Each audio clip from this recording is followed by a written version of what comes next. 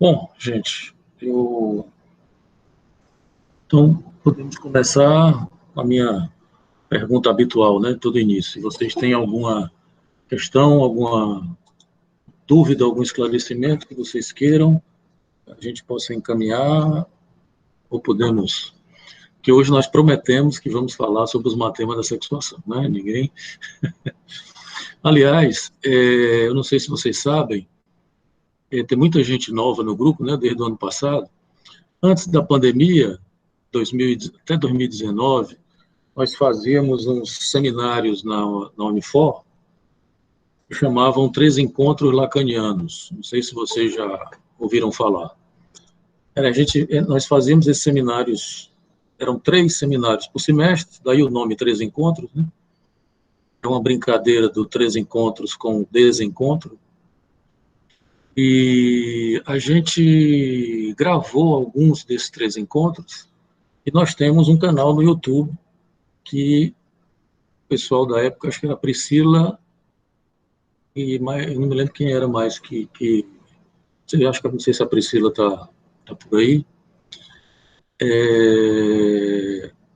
Enfim, tem esse canal lá que tem uns vídeos que não são atuais, né? São de 2017, 18, 19 e tal, sobre vários temas, os temas que a gente estava estudando na época. E essa semana eu falei, tá aí a Priscila. Essa semana eu falei com a Priscila, exatamente que ela que era você e a Rayane, não era, Priscila, que seriam, né? E eu falei com a Priscila se a gente poderia também, porque eu não sei fazer isso, né? A Priscila que sabe, se a gente poderia inserir algum vídeo desses nossos aqui que a gente está fazendo lá também. E aí eu mandei para ela, fiquei de lhe mandar um texto e não mandei, né, Priscila? Mas é porque a correria está grande. Mas ver se até amanhã, amanhã é um dia mais tranquilo para mim, pode ser que eu me lembre de lhe mandar, tá bom? Mas semestre passado, a gente teve um dia aqui, um encontro desses nossos, que eu falei sobre os matemas. O que eu vou falar hoje vai ser, imagino, né, porque a gente nunca sabe, mas eu suponho que seja muito semelhante com o que eu falei nesse encontro, que eu não me lembro, foi semestre passado, né, sobre os matemas.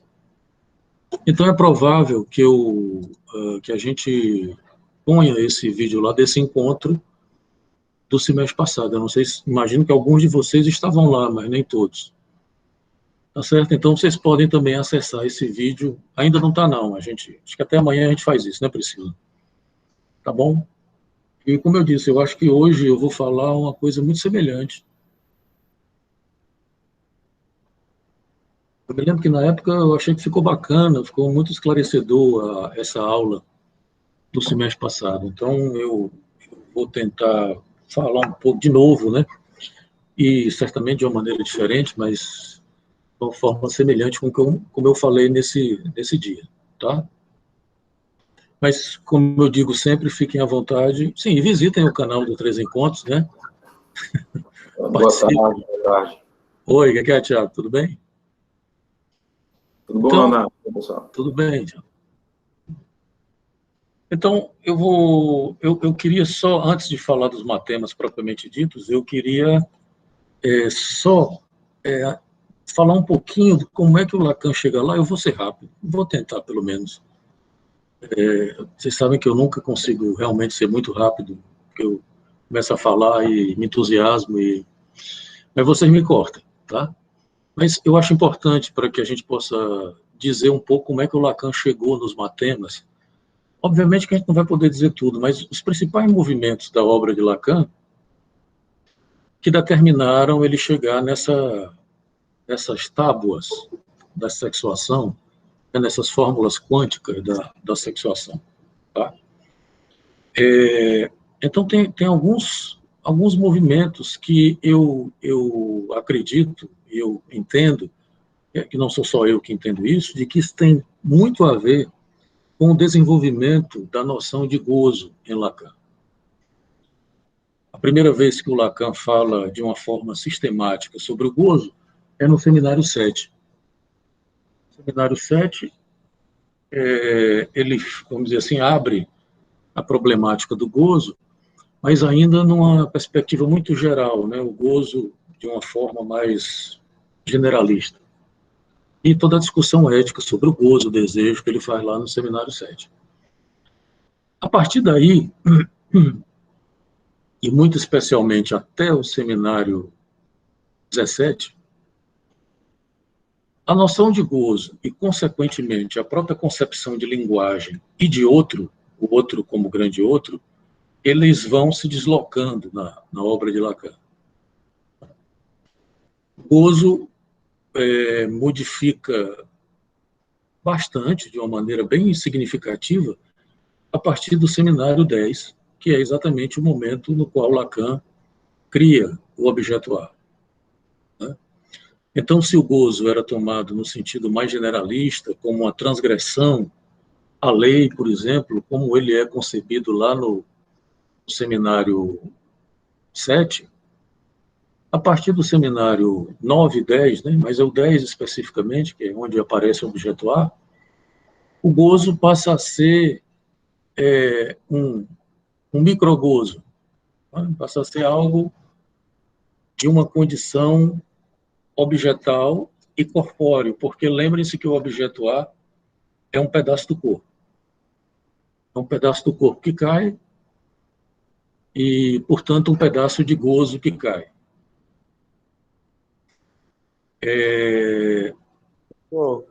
Porque Oi? aí fica correlato à noção de pulsão, no Freud de libido também, porque dizer que isso se perderia com a instância da lei seria não dar continuidade a esse tipo de argumentação teórica, né? De que existe sempre algo a nível de um impulso que continua trabalhando, né? Então, é preciso que exista algo que cause o desejo para que a cadeia de linguagem continue trabalhando, né? Mas tem uma inflexão importante aí, Euler, porque até então Lacan trabalhava com a ideia de uma supremacia do significante. O significante era supremo. E, portanto, a clínica, inclusive, trabalhava com a lógica do significante.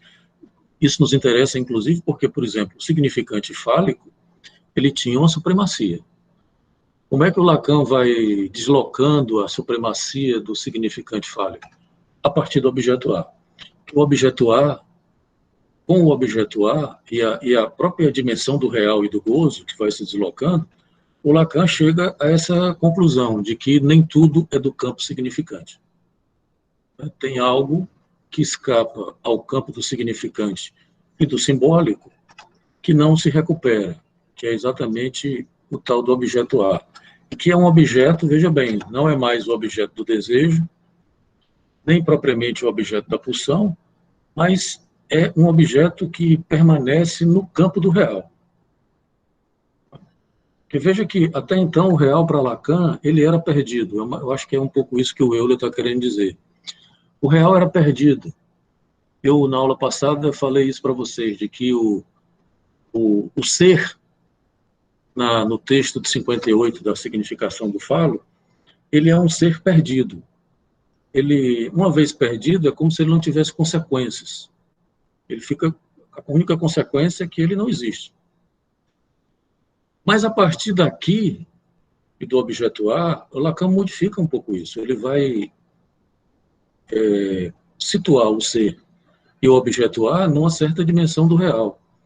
E supor, logicamente, isso é uma suposição lógica, de que existe um gozo do ser, um gozo no real.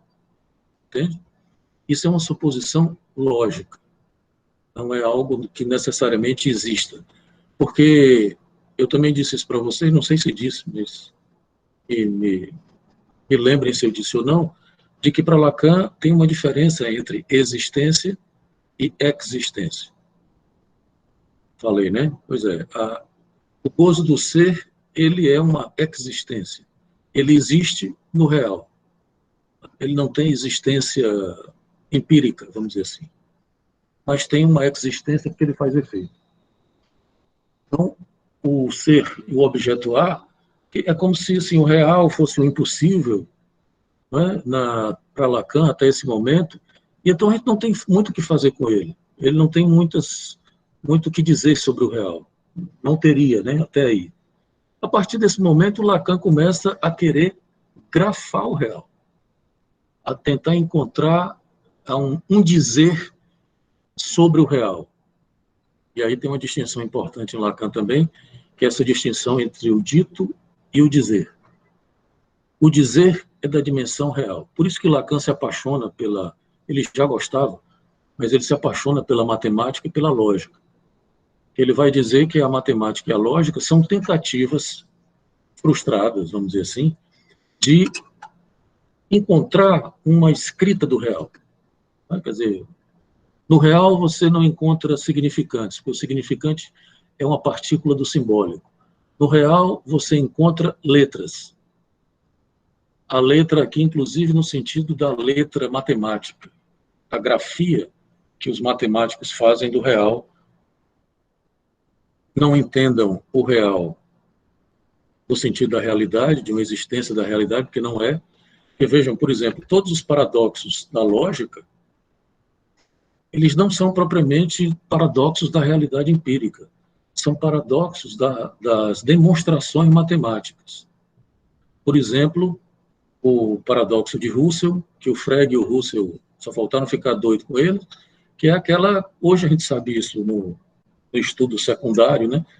A gente não entende muito bem porquê, mas a comunicação do Russell com R, né, o matemático, que tem o Russell com H, né, que é o filósofo. Não, estou falando do Russell com R e do Frege, que era um matemático, que eles conversaram exatamente sobre isso, de como o Russell descobriu exatamente esse paradoxo de que não existe conjunto universal, porque o conjunto não contém a si mesmo.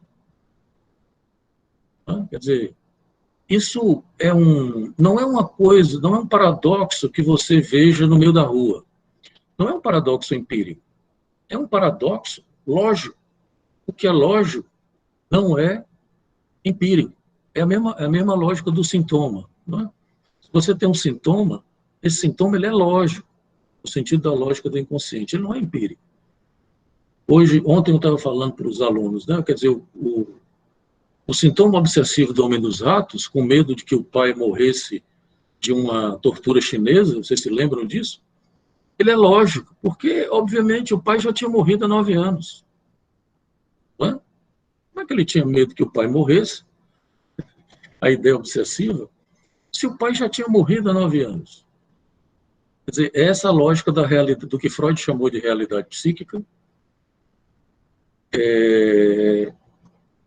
e o Lacan da lógica do inconsciente, que é uma lógica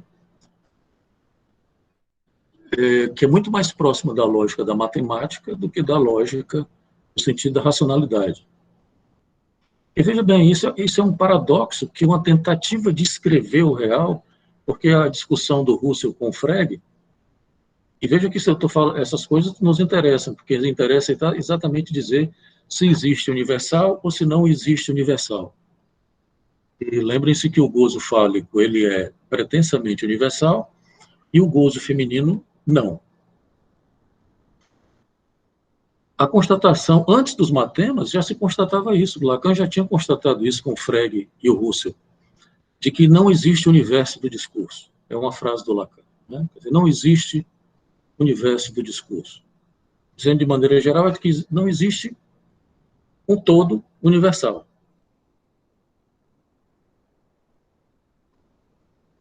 É porque cada discurso produz um campo próprio, com lógica própria, com axiomas próprios, né? Não existe um discurso que abarque todos os discursos, né?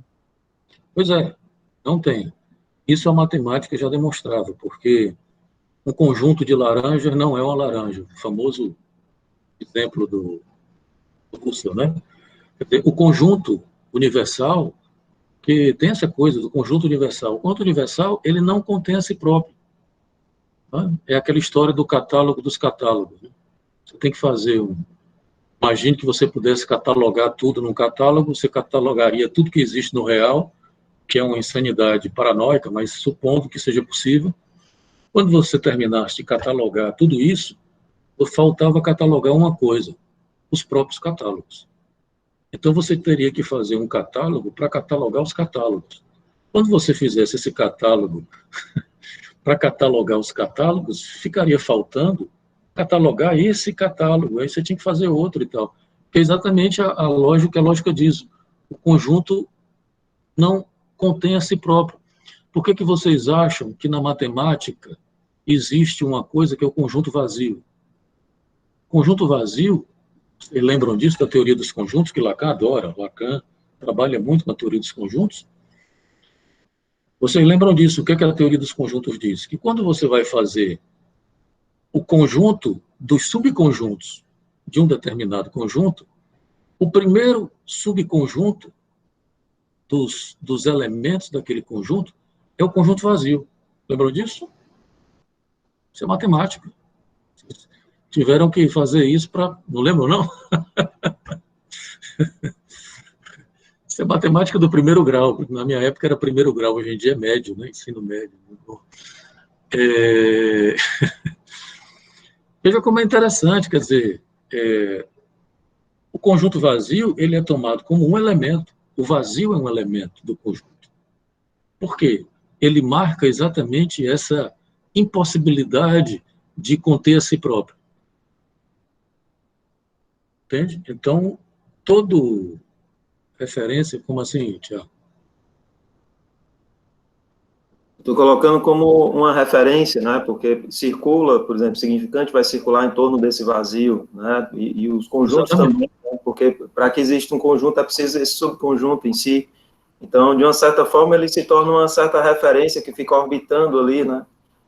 Os outros significantes, os outros conjuntos orbitam em função desse vazio. Exatamente. Isso é muito interessante, gente. Isso é muito interessante para, por exemplo, não é por acaso que Lacan situa nesse conjunto vazio o próprio sujeito. O sujeito como sendo aquele elemento que o universo ou universal não consegue comportar, fechar. O sujeito só existe porque existe um vazio, porque existe um buraco, que não existe um todo. Se você tem um todo, o sujeito fica comprometido. Porque não tem buraco. E ele também existe no real, né? Existe, o sujeito não é propriamente que ele existe no real. A frase de Lacan é a seguinte, de que o sujeito é uma resposta do real. Não, veja eu que não é a mesma coisa. Que não é uma existência no real, entende? É assim, o que fazer... Sim. Entende? É o que fazer com o real é exatamente isso que a função sujeito se apresenta para isso.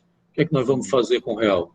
Só a função sujeito é possível, porque sujeito, lembrem-se, não é uma pessoa, nem é o indivíduo, nem é o cidadão, nem é o militante, nem é... Sujeito é uma função significante em psicanálise. Porque o real, ele produz o sujeito. Exatamente, o buraco do real produz o sujeito, e o sujeito, então, é causado pelo buraco do real, daí o objeto A, de maneira que ele tem que responder grafando, fazendo alguma coisa com esse real. Entende? Isso é uma mudança muito importante na obra de Lacan, porque, por exemplo, uma das coisas, grandes noções de Lacan que modifica a ideia de grande outro. O grande outro, que era um grande outro do simbólico, vocês aprenderam isso provavelmente na faculdade, ou estão aprendendo ainda, de que o grande outro é a estrutura de linguagem, é o simbólico e tal, e pererê parará. Discurso do outro, desejo do outro, alienação no outro e tal. Está errado? Não está errado. Mas Lacan vai deslocando isso na obra dele até demonstrar que... a gente entrando aí. Quando ele entende que o sujeito não é propriamente produzido pelo outro, mas ele é produzido pela falha do outro, pelo buraco do outro, que é diferente, que é exatamente isso do conjunto universal, né? Por esse vazio que você encontraria, por exemplo, no campo da linguagem. Ora, o que é o vazio do campo da linguagem? É o real. O que é que a linguagem não consegue simbolizar ou significar? É o real. O paradoxo da lógica do conjunto dos vazios diz exatamente isso. Agora, quando o Frege, e aí por isso que o Frege era piradíssimo, né? Tinha uma coisa meio psicótica, como todo bom matemático. Sacanagem com os matemáticos, né? Os matemáticos são fantásticos, mas são tudo doidos, né?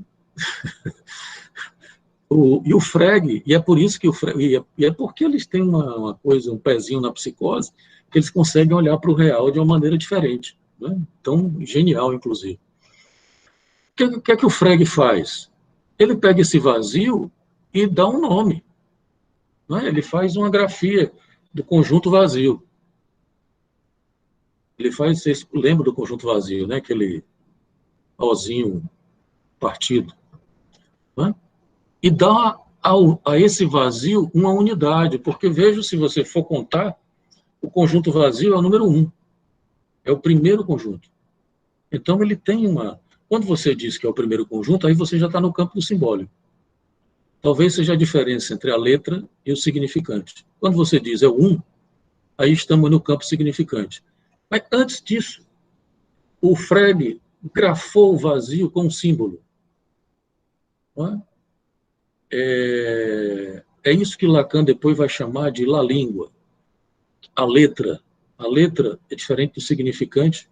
Isso em Lacan é complicado, porque tem um momento que Lacan diz que a letra é diferente do significante, depois, mais na frente, ele diz que é a mesma coisa, depois, mais na frente, ele diz que não é a mesma coisa. Então, as coisas não são muito simples. Eu prefiro acreditar que não é a mesma coisa, que tem uma diferença. Porque eu acho que é exatamente isso que Lacan, os matemas, eles são letras, matema da sexuação. É uma maneira como você, da mesma maneira que o Frege grafou esse real com um símbolo qualquer não, né? O símbolo lá do vazio, é o que cada sujeito tem que fazer com o real que vem do seu corpo. Entende?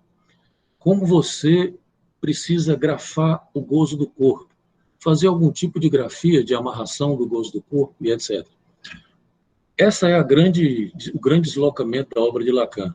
O outro deixa de ser, e o sujeito deixa de ser propriamente um produto de operações simbólicas. O outro, ele passa a ter uma dimensão real, porque deixa de ser um outro da linguagem e passa a ser um outro à linguagem, em oposição lógica à linguagem. Tá? É como se Lacan dissesse, ora, o campo do simbólico é o campo do sujeito, é o campo significante e tal. Existe alguma coisa que se opõe a isso, que é exatamente o real, como oposição lógica, que é o sujeito, o simbólico está sempre tentando simbolizar, ou significar, ou dar sentido ao real, e sempre está fracassando. Nunca é possível. Está sempre querendo fazer universal, fazer um todo. Está sempre fracassando. Mas, nesse momento, por exemplo, até o seminário 10, é como se Lacan achasse que o significante é que cria o real. Como se o significante recorta o real e tal. Não é? Quer dizer, é um movimento que é do significante para o real. A partir desse momento, eu sei que isso pode ser complicado, então vocês fiquem à vontade para me perguntar. Mas a partir desse momento a coisa se modifica. Não é mais o significante que cria o real fazendo um corte e tal, e etc. Tudo bem que isso continua existindo. Para ter real tem que ter significante. É porque a coisa é sincrônica. Mas, de todo modo, Lacan modifica a posição dele da seguinte maneira. Não é o significante que cria o real, mas é o real, é o contrário. É o real que produz um sujeito como uma resposta a uma convocação que o sujeito precisa fazer de grafar o real. Está claro? E isso ele faz por meio da fantasia, né? Como é que é? E isso ele faz por meio da fantasia. Observem, por exemplo, em Freud, pronto, para fazer um comparativo que talvez fique mais claro. Em Freud, o sujeito está sempre correndo atrás do objeto.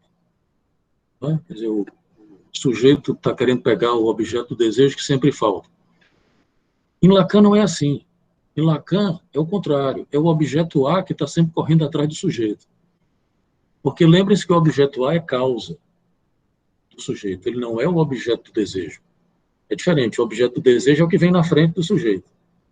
Mas para o sujeito correr atrás do objeto do sujeito, para o sujeito correr atrás do objeto do desejo, que é a forma freudiana, ele precisa ter um objeto A correndo atrás dele, causando ele. Entende? Então, é por isso que o objeto A não é o objeto do desejo. Então, o real é causa do sujeito. É o real que nos movimenta para falar, por exemplo. É o real que produz a linguagem e produz a possibilidade de você grafar o real. Essa é a grande modificação. Daí porque o outro deixa de ser o outro do simbólico, o outro da linguagem, e passa a ser um outro do real. E a partir do seminário 14, esse outro do real passa a ser o corpo. Tá? Porque vejam que o outro simbólico poderia ser uma entidade transcendental da linguagem. Apesar de que para a psicanálise nunca foi assim, né? Lacan não é kantiano, e nem linguista, no sentido de que existe uma linguagem, uma capacidade transcendental, que é a linguagem, o pensamento e tal. Esse negócio não existe para a psicanálise. Existe uma estrutura de linguagem, mas a estrutura de linguagem que nos interessa é a estrutura de linguagem escrita no corpo do analisante. Não é? Nós não estamos falando de linguagem, estrutura linguística, como os linguistas falam. Trabalham com isso. Não é? O que nos interessa é como foi que essa estrutura de linguagem se inscreveu no corpo do analisante, os nossos pacientes. É isso que a gente escuta. Então, a gente não está trabalhando. Oi. Não, fala, professor, desculpa. Não, é só para fazer essa diferença, que nós não estamos trabalhando com a linguagem, com a filosofia transcendental kantiana, por exemplo, com a psicologia cognitiva, a ideia de linguagem e tal, ou a linguística, né? Porque Lacan usou a linguística, por exemplo, mas subverteu a linguística. Lacan vai falar de la língua, que é exatamente isso. O que nos interessa não é a língua, no sentido da linguística. O que nos interessa é la língua, é como a linguagem se inscreveu e grafa o gozo do corpo. É isso que nos interessa. É como o corpo goza a partir dos balizamentos de linguagem, da letra que grafou o gozo desse corpo. Está claro isso ou fui rápido demais? Pois é, eu queria perguntar algumas coisas. Poucas coisas, né? Poucas coisas. Uma coisa, quando se fala que o objeto A é um pedaço do corpo que cai, é que na medida que eu simbolizo algo do real, ou seja, algo do corpo real, esse pedaço cai, digamos assim, seria isso? Cai no sentido de que quando é simbolizado, a letra mata a coisa. Mas é mais do que isso, porque é também, por exemplo, o fato de que, não sei se você lembra, lá no seminário 11 também, que é exatamente o seminário, obviamente, após o 10, né? Mas o que eu estou falando é o seguinte, porque no 10 o Lacan funda o A, o objeto A, e no 11 ele faz um desenvolvimento. Se você lembra do seminário 11, Lacan fala do circuito pulsional. Então, por exemplo, o circuito pulsional ele faz borda. Então, o circuito pulsional oral, ele faz a borda do buraco da boca. Quer dizer, é como se você dissesse que quando ele faz essa borda, ele faz exatamente uma bordagem do buraco do real. Mas veja bem, e é claro que quando você faz um buraco, teria um pedaço ali que deveria estar ali e não está. O fato é um pouco mais complicado, por quê? Porque não tinha nenhum pedaço tamponando sua boca e a pulsão foi lá e fez entende? Caiu, mas não é uma queda no sentido, é uma queda lógica. É Quer dizer, é o mesmo sentido do objeto para sempre perdido que nunca esteve lá, né? Exatamente. O objeto oral é o seio, mas não quer dizer que ele exista. É claro que exatamente no sentido lógico, se você diz que o seio é um objeto A, os 4 objetos A, né? Seio, fezes, voz e olhar, são as 4 versões do Lacan. As 2 primeiras são de Freud. O seio passa a ser um buraco que você coloca os objetos que você quiser. Ele propriamente não existe. Ele é uma incógnita. Ele é um X da equação. Na verdade, ele nunca existiu. Oi, diz, Larissa. Eu queria fazer uma pergunta, eu acho que volta um pouco para a questão do gozo, mas assim, quando eu fiquei lendo os textos, me veio a seguinte questão sobre esse gozo do real, esse gozo do corpo, o gozo fálico e o gozo do outro. Me parece que o ideal fálico, que foi explicado, construído a partir da questão do totem tabu, ele é como se fosse uma ilusão, igual a ideia de que tivemos, que um dia éramos complexos. É uma ilusão criada porque nunca teve ali, e é isso, né? E aí me faz pensar, como é que o gozo fálico existe? Se ele é criado a partir de uma fantasia de que existiria uma completude e uma complementaridade entre os sexos, ou entre uma pessoa que ama e alguém que é amado, no mínimo, se for falar das relações homossexuais, se esse gozo parte a partir disso, como é que ele existe? Se ele é feito em cima de uma fantasia, como é que ele se inscreve? Como é que acontece? Por que todos os gozos não são o gozo do outro que é singular? Mas é exatamente por isso, porque ele só existe enquanto fantasmática. Por isso que a vida erótica, e por isso que o Lacan vai dizer que o gozo fálico é um gozo fora do corpo, porque ele habita a fantasmática erótica do sujeito. Né? É uma forma simbólica e imaginária, sustentada pelo real do corpo, mas operada no campo do fantasma, porque o fantasma é exatamente essa cena que você recobre o real. Né? Então, veja bem, o fato de você não ter não existir um universal, que os quantificadores, por isso que o Lacan trabalha com os quantificadores lógicos, né? Lembre-se que os quantificadores lógicos, desde Aristóteles, daí a ideia de fórmulas quânticas da sexuação, os quantificadores são 4, né? Você tem as 2 universais, a universal afirmativa e a universal negativa, né? E tem as 2 particulares, a particular negativa e a particular afirmativa. Ora, é por isso que Lacan gosta da lógica, né? Porque ele vai dizer exatamente isso, e que o problema da lógica foi acreditar que havia universal afirmativo, por exemplo, né? Mas veja que a linguagem, Larissa, nos permite isso. Você pensar um universal. Lembre da massa, do sentimento oceânico do Romain Rolland, lá do Mal-Estar na Cultura. Quer dizer, quando você diz a humanidade, ou os homens, né, Declaração Universal do Direito dos Homens, nós estamos falando de todos os seres humanos. Não é? Quer dizer, tinha essa pretensão universal, Declaração Universal dos Direitos do Homem. Não tem do homem e da mulher, tem só do homem. É curioso isso, né?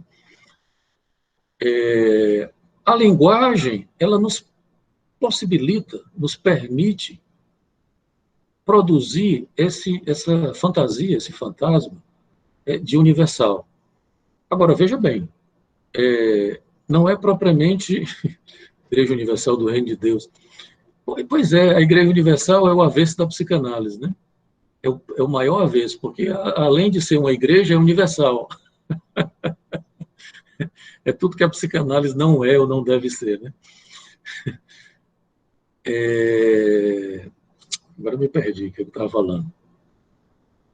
Sim, veja bem, no campo da linguagem do fálico, e aí é uma questão importante que a sua pergunta traz, nós temos que considerar o seguinte, que o fálico, ele sabe do castrado. Se não souber, estamos no campo da perversão. Ou pelo menos, vamos dizer assim, para não entrar na discussão se existe perversão ou não, mas pelo menos nós estamos num campo onde o objeto que deveria ter sido castrado, que veja bem, ser castrado e ser perdido, ou ser privado, não é a mesma coisa, tá? Que veja bem, é exatamente essa, no campo do universal fálico, existe a ideia de que um objeto existia e que ele foi castrado. Nós perdemos esse objeto através da castração. É a lógica freudiana. Por que vocês acham que Freud inventou o pai totêmico? Porque o Freud tinha que supor, exatamente, se existia um todo fálico e nós perdemos, ele tem que supor miticamente a existência de um primeiro que era todo. Não é verdade?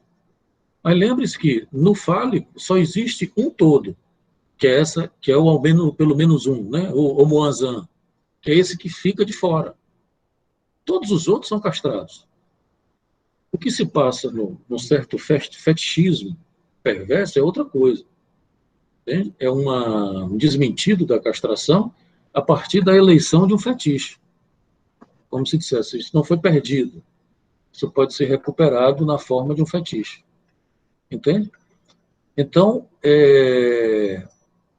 mesmo no universal fálico, existe uma falta. Se não existir, estamos no campo da perversão. Apesar de que nós temos que considerar que toda fantasia sexual é perversa. Toda. Não estou falando, obviamente, da perversão como tipo clínico, ou como estrutura, mas como a relação que a gente mantém com o objeto, porque aí é onde entra a impossibilidade da relação sexual, né? Mas, quando você vai transar, por exemplo, para não complicar as coisas, a fantasia de que você vai gozar do objeto A, que está no corpo do outro, ela lhe mobiliza, ela lhe engana. Né? Ainda bem, né? A gente, como diz Lacan, os não tolos erram. Então, a gente tem que ser tolo nesse momento, porque senão ninguém transa. Porque nós não gozamos do todo universal, que nos é possível gozar de aperitivos de gozo, de pequenos gozos, que Lacan brinca com isso, com aperitivo, o aperitivos de A, né? Você tem pequenos gozos. Um gozo total e absoluto, ele é devastador. Ele só existe na morte, no ser, no campo do real, que era o que Lacan, mais próximo disso, é o gozo místico de Santa Teresa d'Ávila, né? Quer dizer, que se entrega completamente ao outro e se objetaliza de uma forma mística. É muito interessante isso. E é por isso que ela tem êxtases corpóreos. Hã? Como é? Eu não falei sem querer. É por isso que Santa Teresa tinha aqueles êxtases corpóreos. Tá? Tá claro isso, gente? Ali o Lacan vai trabalhar a questão da transubstancialização, né, na referência do gozo no corpo, digamos assim, e como isso se coloca ali, né, nesse gozo outro, mas o gozo místico, né, a partir da referência mística. Não propriamente numa referência psicótica, que se tinha ela como uma psicótica, né, como podendo ser analisado por uma perspectiva psicótica. Né, e ele vai dizer que há uma diferenciação em relação a isso. Né. Exatamente.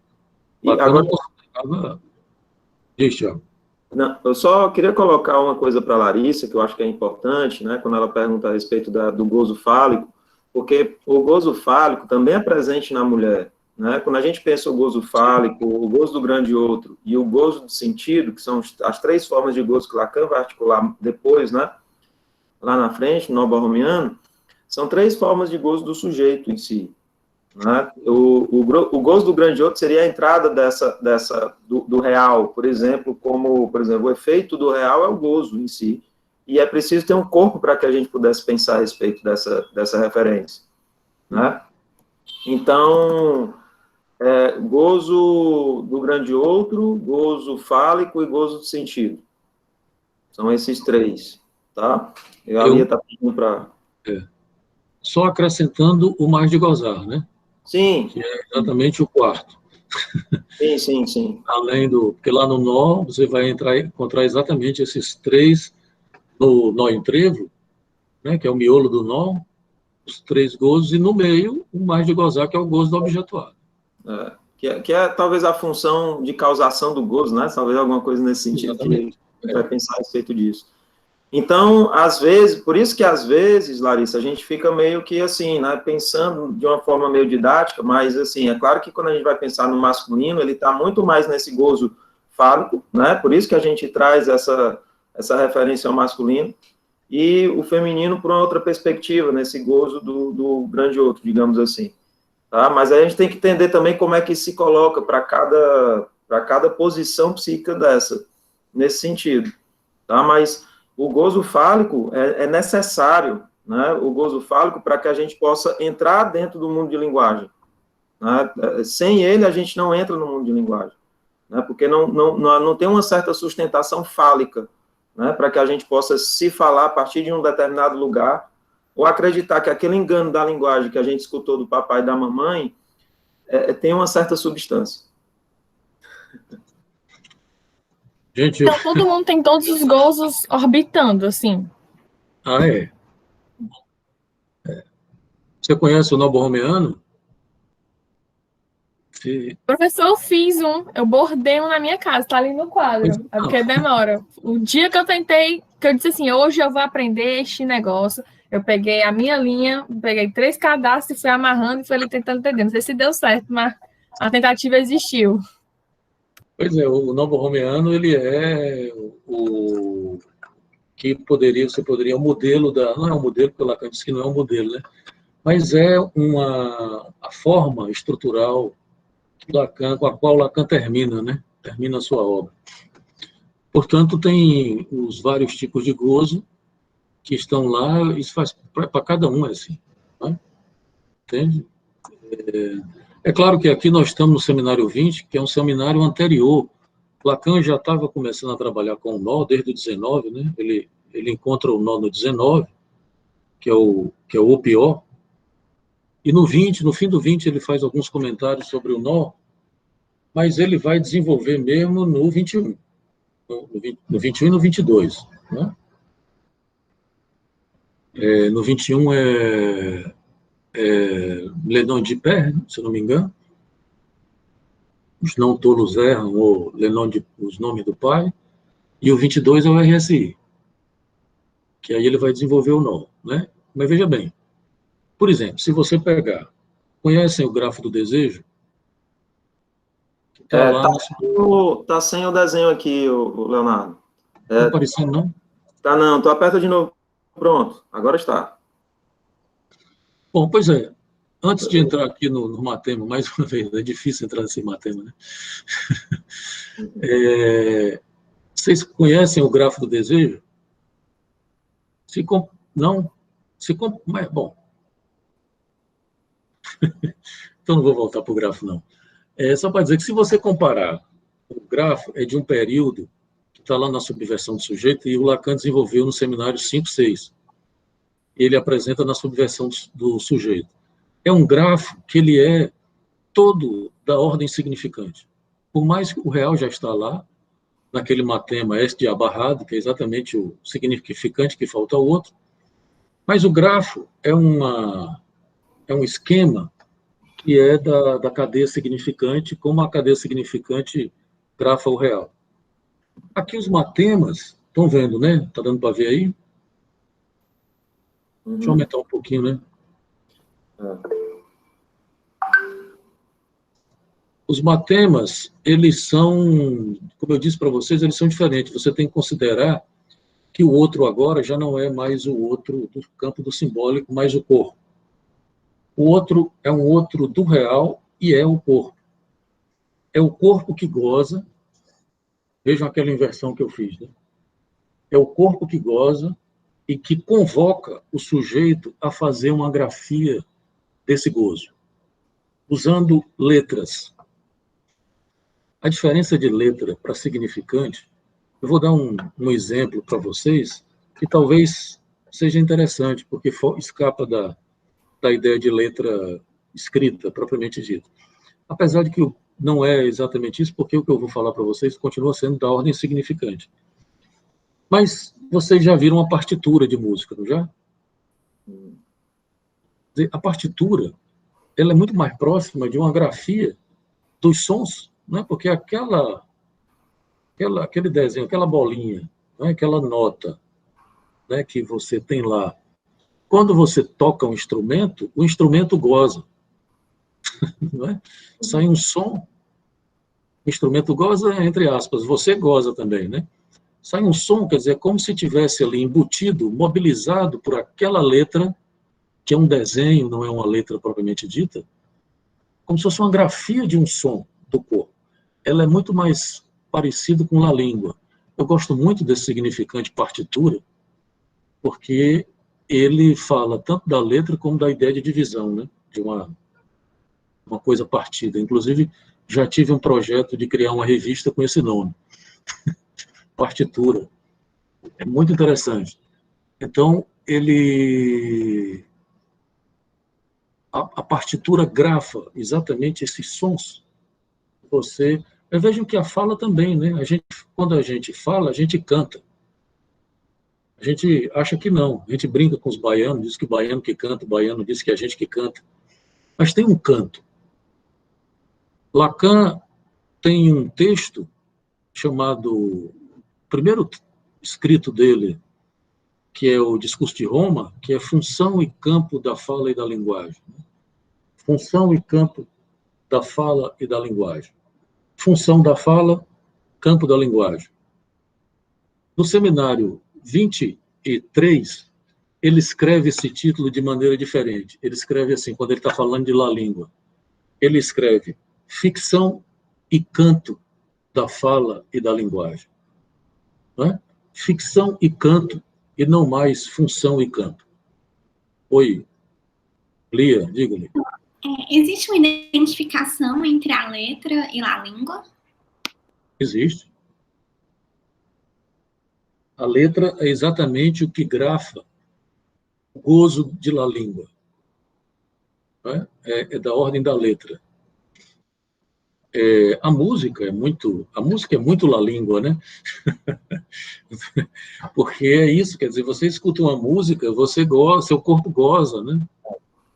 É a diferença também que ele vai demarcar, né, Leonardo, entre som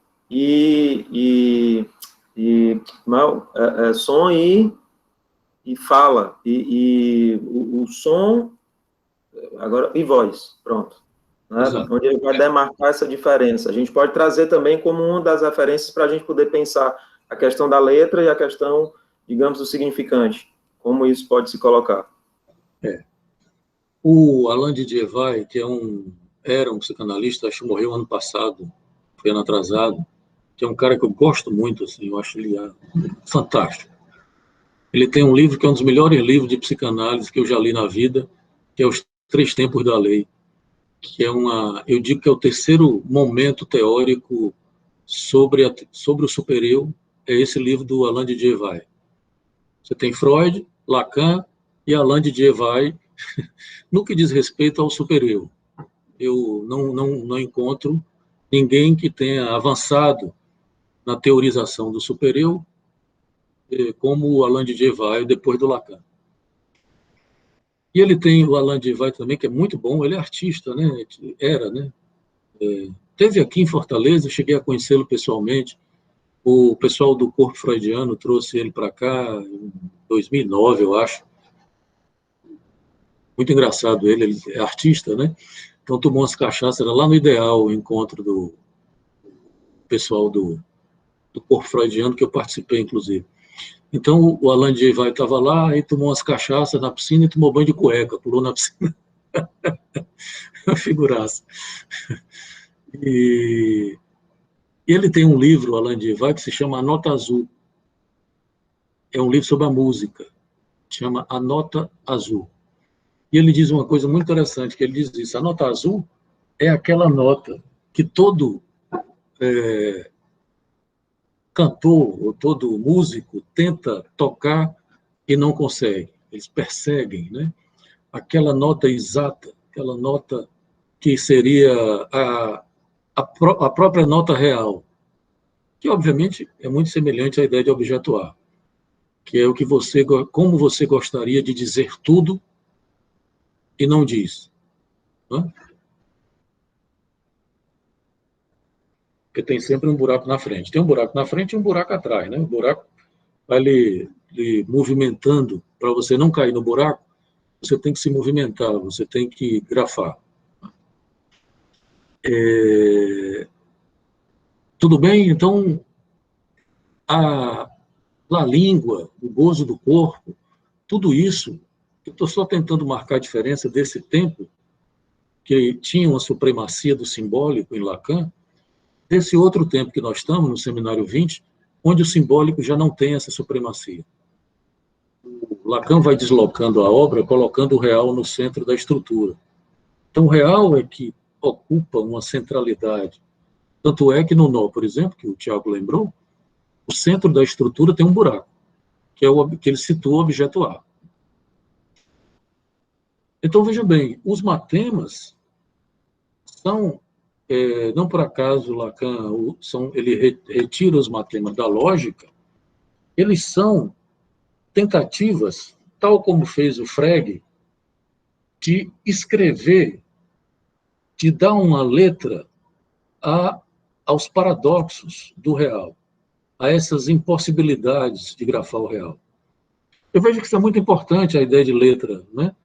Porque, obviamente, você não é uma boa pedida você ficar desamparado não é a melhor palavra, mas tudo bem, na falta de outra, vai desamparado. Não é uma boa pedida você ficar desamparado diante do real, sem grafar, sem ter nenhuma possibilidade de grafar esse real. Quando o Frege grafa o zero e o conjunto vazio, ele está dando essa possibilidade de você, é como se dissesse assim, isso aqui não existe, mas eu posso dar uma letra que o nomeia. Eu posso fazer uma nomeação ou uma nominação do real. É a mesma coisa que Lacan faz com o objeto A. Professor, Oi. tem aquele livro bem introdutório do Bruce Fink, que é o sujeito lacaniano, e ele vai falar, o Lacan vai falar, assim, o próprio Bruce Fink fala da admiração do Lacan com o Serge Leclerc, que faz o pôr de jelly, né, de um paciente, que é um ajuntamento de letras que seriam, assim, digamos assim, a sede de todo tipo de identificação do desejo, que comportaria o núcleo, digamos assim, da fantasia do paciente. Esse pôr de jelly, que é um ajuntamento de letras, é a mesma coisa do que o senhor está falando de letra? Acho que é uma coisa que você pode aproximar, né? Porque o Leclerc foi discípulo do Lacan, mas rompeu com ele nos anos 60, né? No fim dos anos 60, 68, 69, por aí. Mas é dessa ordem, é exatamente as letras que permitem fazer algum tipo de grafia do gozo do corpo, que é, por exemplo, o falo, né? O falo é um significante que permite, por exemplo, balizar o gozo do corpo.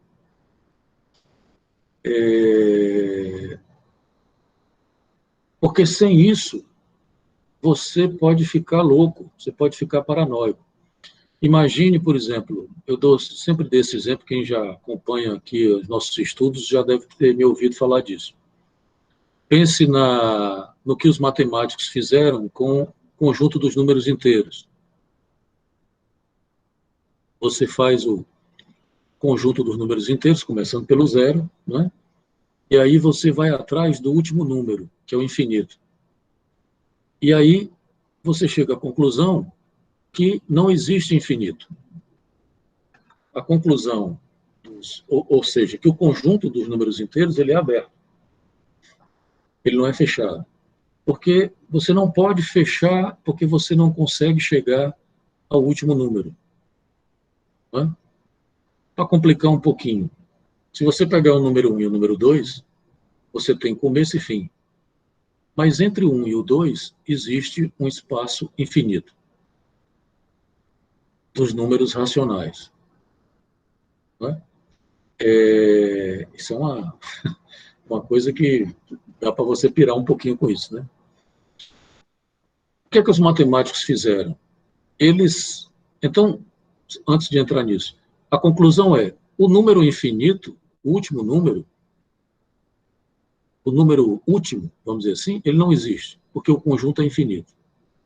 Entretanto, se eu deixar isso aberto dessa maneira, eu posso ficar paranoico, tentando escrever o último número.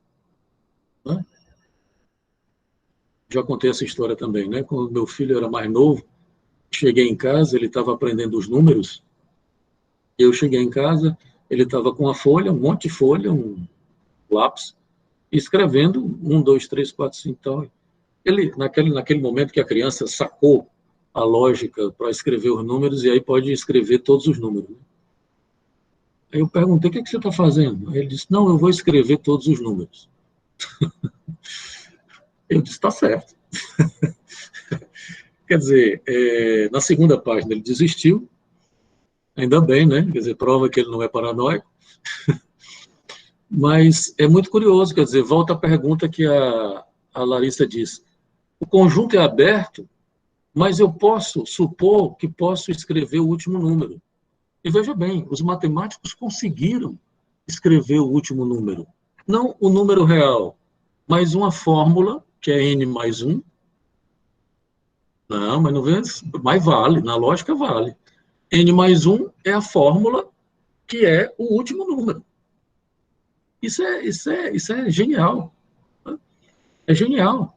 Porque o N mais 1 para a sua paranoia. Né? Para trazer isso para a clínica. As crianças edípicas perguntando os porquês. Por quê? Elas estão paranoicas. Porque tem um determinado momento em que elas querem uma resposta. Depois elas querem apenas que alguém mande elas pararem de perguntar, para não ficar paranoico. Que é quando a gente diz porque sim. Porque sim, pois é. Precisa fazer um corte, né? Senão ela fica paranoica. Vai sempre perguntando, acreditando que pode haver.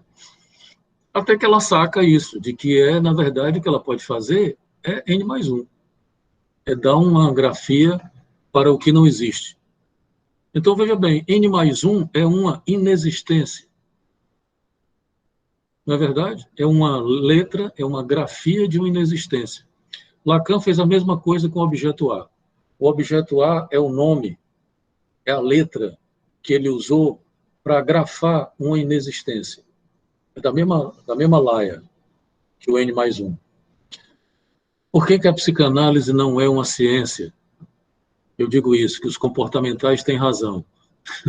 A psicanálise não é propriamente uma ciência, porque ela é muito mais rigorosa do que a ciência. Porque ela tem variáveis e trabalha com variáveis que a ciência e os comportamentais nem sequer imaginam. Não é?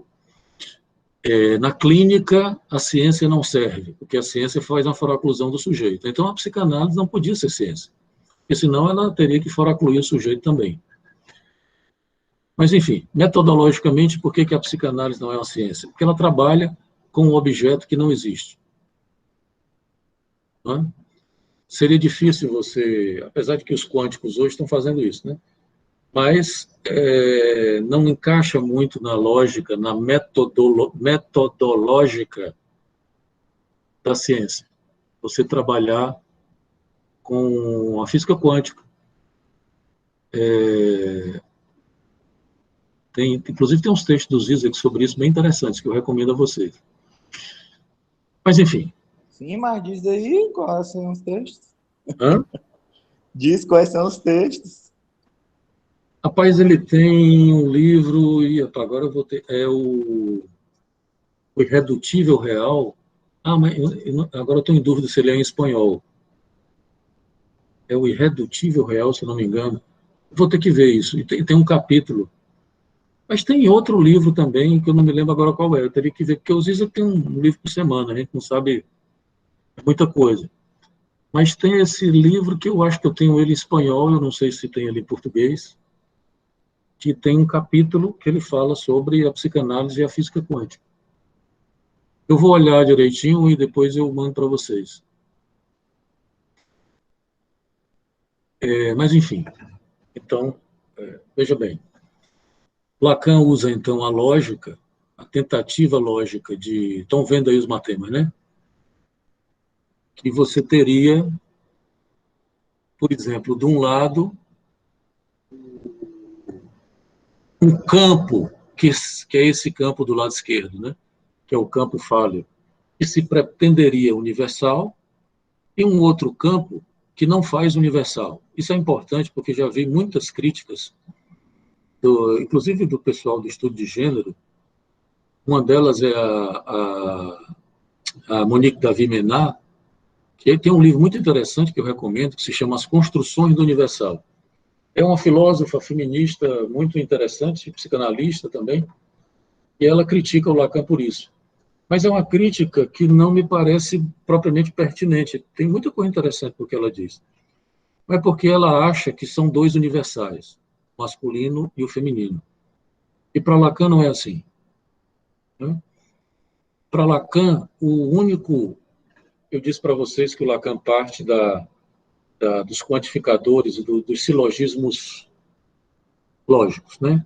Que tem a universal afirmativa, a universal negativa, a particular afirmativa e a particular negativa, né? Que são: todo homem é mortal, nenhum homem é mortal, e a negativa universal, né? A particular, algum homem é mortal, algum homem é mortal. E a negativa, algum homem não é mortal. Né? Mais ou menos assim, largas linhas. Você pode, obviamente, preencher essas frases da maneira que vocês quiserem. Mas isso remonta a Aristóteles, né? E a história da lógica em Aristóteles. O Lacan vai dizer o seguinte, mas aí eu teria que voltar para os traços do Peirce. Mas eu vou só dizer, depois, se ficar muita dúvida, a gente pode esclarecer. O Lacan vai dizer que, no fim das contas,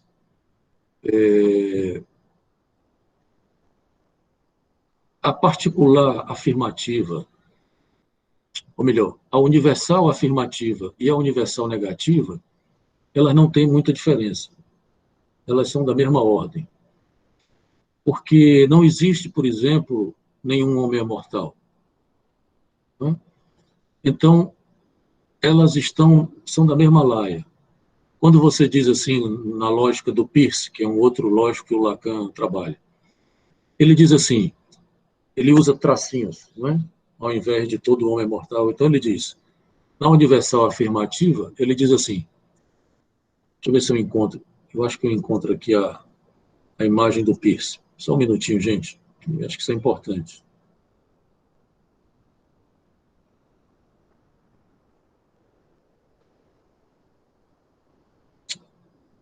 Não tenho não, aqui, ó. Alguém aí procure na internet os quadrantes de Peirce. Peirce se escreve assim. Tá? Se encontrarem, me avisem. Mas o Peirce faz assim, ele usa traço.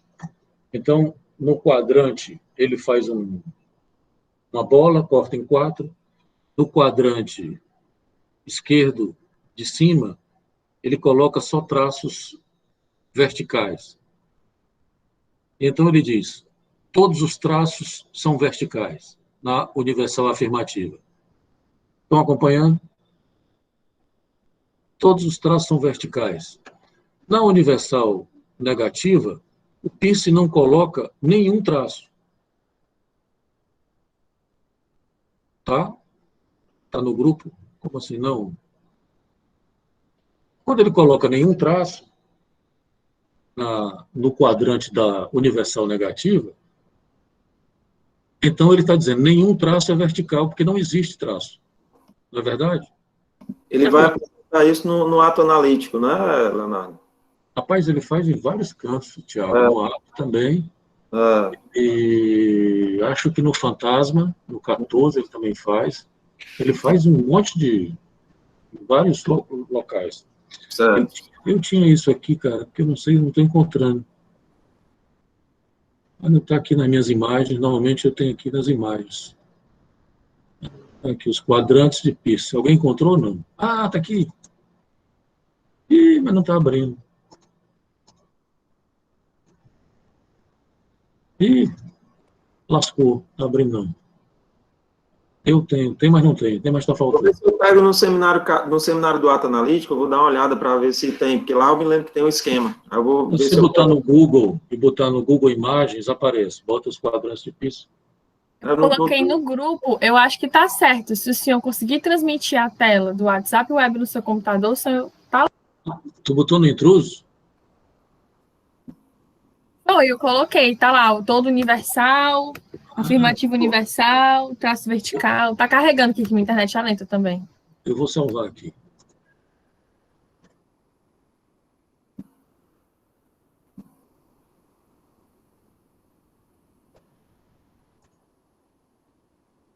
Eu tenho a impressão que isso tem bem explicadinho no primeiro texto que a gente leu, sabia? Se eu não me engano. Eu acho que eu consigo projetar aqui, professor. Vou tentar. Então aí, porque eu salvei a imagem, mas não entrou.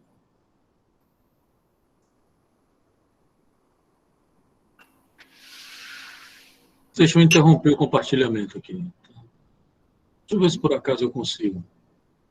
Uma guia. Opa! Deu certo? Estão vendo aí?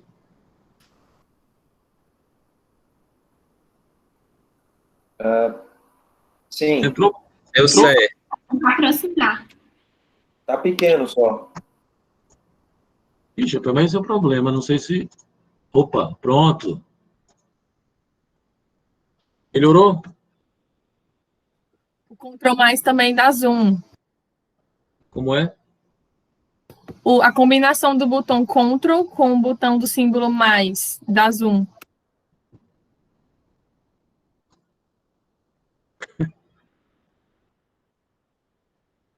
Bom, gente, é o máximo que eu consigo. Estão vendo aí? Tá dando para ver? A gente pode aumentar a tela também com as mãos mesmo, alargar a tela. Não, meu computador não faz isso, não. Não, o computador não, pô. Ah, sim. Porque tá muito pequeno, né? Não, professor. Eu tô conseguindo ver. Professor, para mim, Leonardo, dá certo. tá de boa, tá tranquilo. Então, vejam bem, no quadrante, então, os quadrantes estão numerados aí, 1, 2, 3, 4, né? O 1 e o 4 são os universais, o 2 e o 3, os particulares. O 1 quer dizer o quê? Todo traço é vertical. No 4, nenhum traço é vertical, porque não tem nenhum.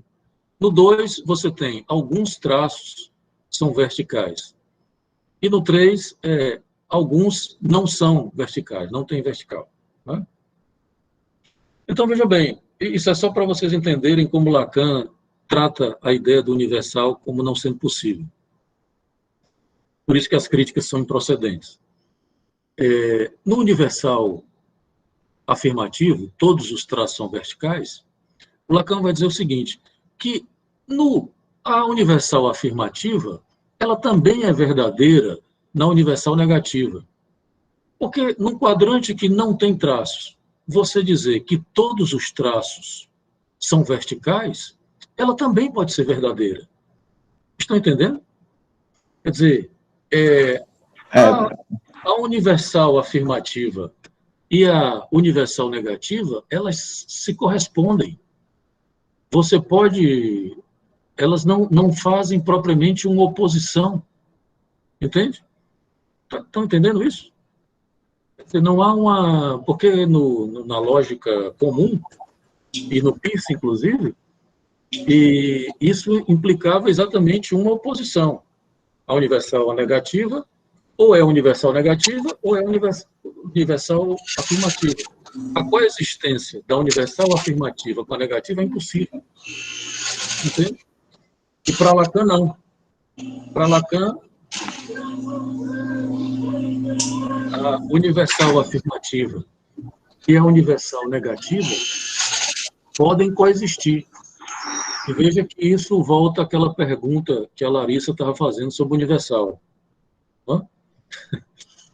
Porque o universal, não, a oposição, não existe a possibilidade de você fazer uma oposição ao universal.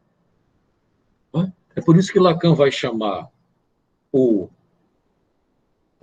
feminino como não todo. Vejam que não é propriamente uma negação do todo. Porque na lógica era mais ou menos isso. Ou é universal ou não é universal. O que Lacan está dizendo é que não é assim. É que pode haver o universal e o não todo universal. Isso é uma invenção do Lacan. Esse quantificador não existia na lógica comum. Foi o Lacan que inventou. Portanto, universal afirmativo e o universal negativo podem coexistir, só que com uma inflexão na negação. Todo fálico, não todo fálico. Está claro? Quer dizer... A inflexão na negação foi o Lacan que inventou? Foi. Nossa. Esse quantificador não todo, ninguém negava o quantificador.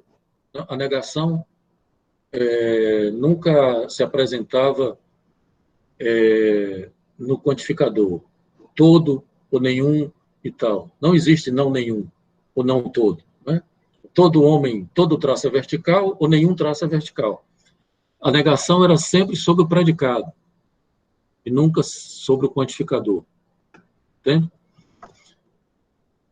Quem inventou o não todo foi Lacan. Essa possibilidade de você fazer uma negação do quantificador. Tá? O interessante desse ponto também, né, Leonardo, que no seminário 20, ali quando ele vai falar sobre a questão do gozo, né, da Santa Teresa d'Ávila, quando ele vai falar sobre esse ponto especificamente, ele faz uma referência ao não todo, e ele subverte a questão do universal em relação à religião cristã. Né? Ele coloca Deus num outro campo, que é no campo do não todo, e ele tira Deus de uma referência universal. Ele diz que a única referência que é o fálico, né, que é o campo fálico, e ele diz assim, bom, o campo fálico já denota algo que não está indo bem, ou já denota, já faz um apontamento para alguma coisa nesse sentido. Então, o Deus, na realidade, a figura de Deus só poderia vir de uma referência não toda, digamos assim. E aí onde ele tem uma certa igualação da mulher a Deus. Né? Ele faz uma aproximação aí nesse seminário 20, né? E a referência ao gozo. Mas, Tiago, essa aproximação é devido ao quê? É por causa do êxtase, né, do gozo do ser, vem dessa referência não toda, né? Que talvez por isso que ele coloque Deus nesse lugar. Mas é uma espécie de elogio, né? Eu não sei, assim... O que você acha? Eu também concordo com isso, mas assim, não é talvez aí, por isso que ele vai falar, os não tolos, né, erram, ele vai muito utilizar essa referência da negativa, né, em relação a, por exemplo, a nossa posição de analisante na clínica, né, a partir do momento que a gente começa a ficar tolo ou a não querer ficar numa posição fálica, é ali onde a gente entra em análise. por exemplo, né, quando a gente começa a entrar numa associação livre, essa posição do feminino em si, né, quando ele diz que a mulher não sabe o que fala, não sabe o que diz, tem a ver com isso, né, tem a ver com essa outra referência, porque aquele que sabe ou aquele que mostra o falo, né, digamos assim, ele também aponta para essa perspectiva da falta ou de uma negativa do qual.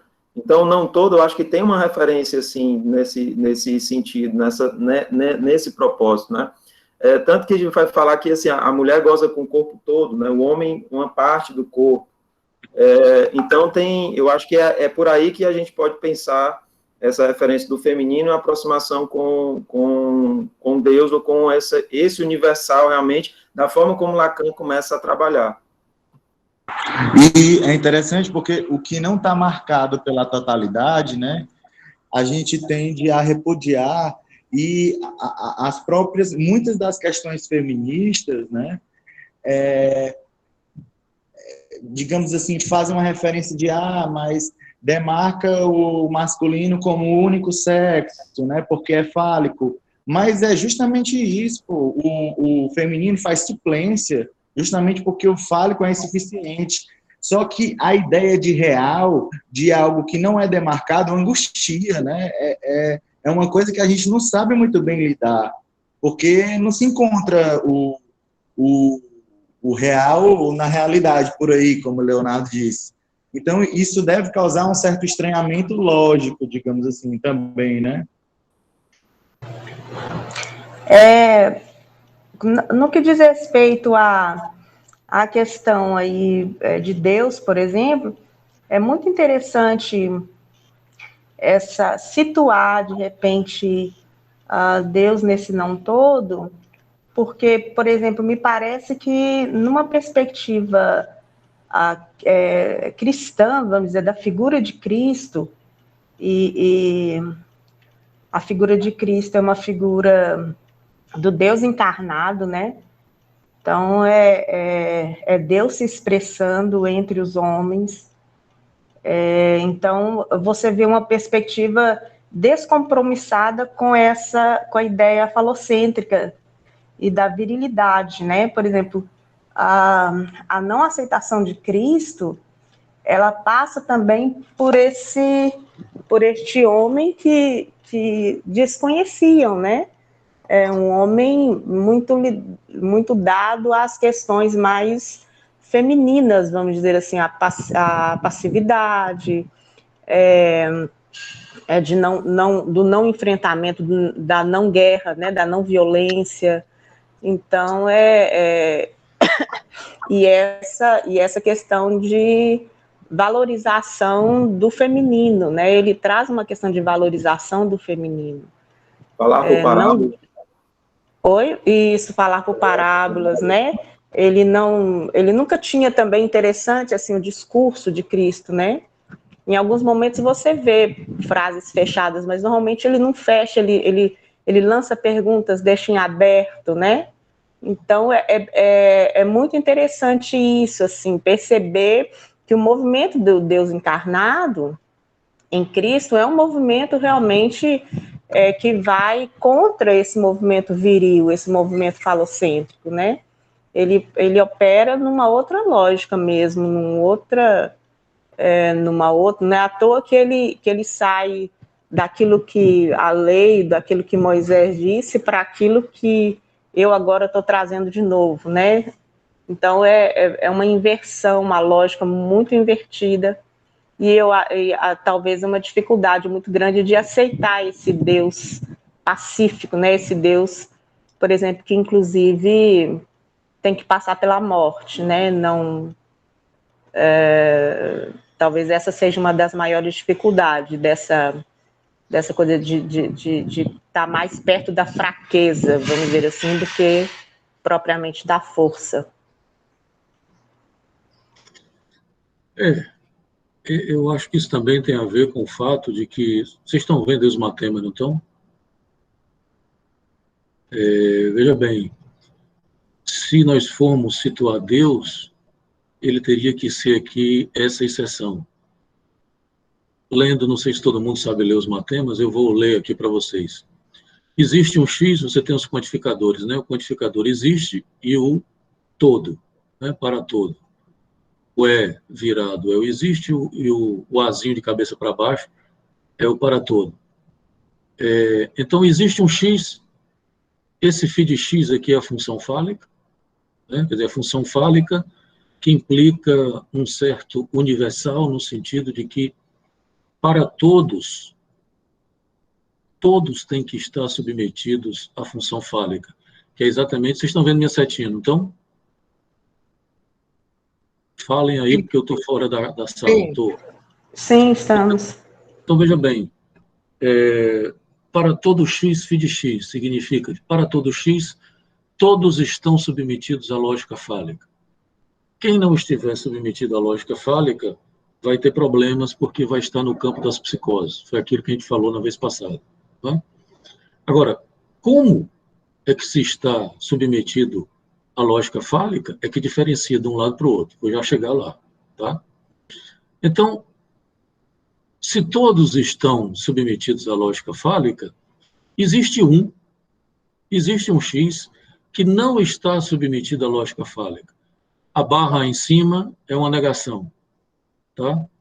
Então, esse matema aqui, existe um X, φ de X, que existe um X que não está submetido à lógica fálica, é o matema da exceção.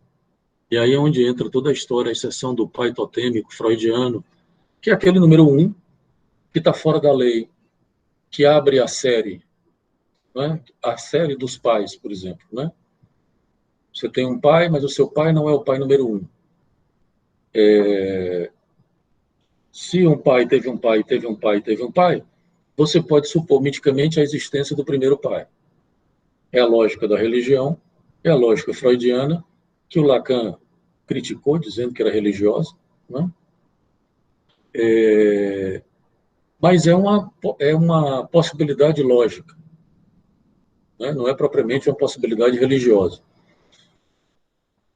Você teria que supor, é um pouco a história do crime e da lei, né? Quer dizer, a lei guarda uma relação dialética com o crime. Você tem que supor, se existe lei, você tem que supor, miticamente, o primeiro crime. É a mesma lógica do pai. Então, veja bem, essa exceção, esse homoazan, ou ao menos um, que está fora da lógica fálica, ele está situado aonde? No campo do real. Né? Veja que é uma localização perigosa para Deus, porque os seres que estão no campo do real estão fora do fálico. Então é por isso que Lacan aproxima Deus à mulher, né? Que é como se Deus estivesse numa condição fálica, ou numa condição feminina, porque fora do fálico. Se existe um para quem a lógica fálica não vale, que é a lógica da castração, da lei, etc., bom, nós podemos considerá-lo que ele está também no campo do real. Mas, professor, tem uma questão aí, assim, ele aproxima Deus da mulher ou Deus das mulheres? Não, da mulher. Porque eu estou perguntando assim, porque Deus aí está no campo do real, quer dizer, ou o pai está no campo do real, mas ele tem um superego masculino no sentido de gozar de todas as mulheres, né? Então não é bem é uma coisa que não está encaixando, sabe? Não sei se eu me... Fala, Tiago, está com o microfone fechado. Desculpa. A mulher com maiúsculo, né? Quando ele fala a mulher, ele difere das mulheres, né? As mulheres se fazem uma a uma. Não é isso? A lógica? Exato. A mulher não existe. A mulher. Né? E aí, essa não existência dessa mulher é interessante porque isso faz uma articulação com o que a gente está falando aqui. Tá? Então, se eu posso pensar na lógica fálica, eu posso trazer uma referência do todo. Agora, o não todo, né? Aí a gente começa a pensar por essa via, de que eu só posso acessar o não todo, talvez por a via do 1 a 1. Não é? Exatamente. Pois é, por isso que não é universal, né? Por isso que é como se você tivesse o feminino na lógica da universal negativa. Não é? A universal negativa. Só que a universal negativa não é assim. Todo traço é vertical e nenhum traço é vertical. Não é assim. Não todo traço é vertical.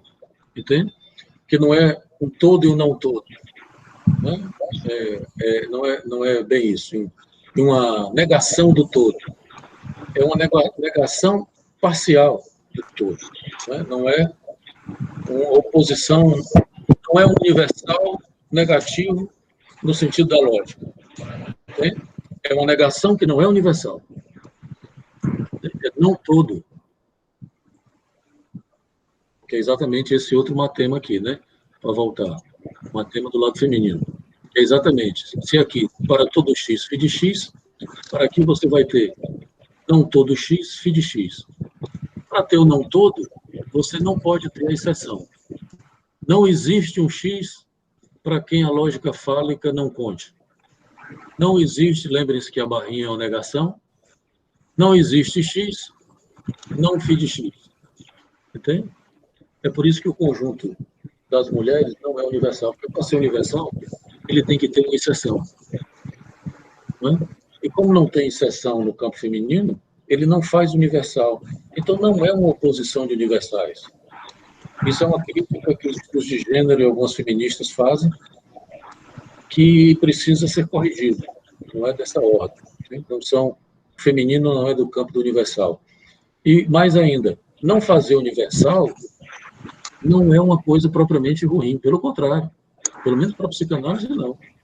Na psicanálise não existe universo do discurso.